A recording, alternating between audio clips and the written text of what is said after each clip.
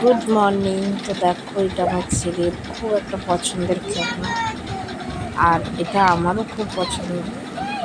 দেখতে দেখলে ডগ, এই ছোট্ট ডগের খেলনাটা দেখলে মনে হয় ওই যে নড়ছি, দেখলে মনে হবে একবারে অরিজিনাল, কিন্তু এর সাথে খেলতে গিয়ে আমার খুব ভালো লাগে।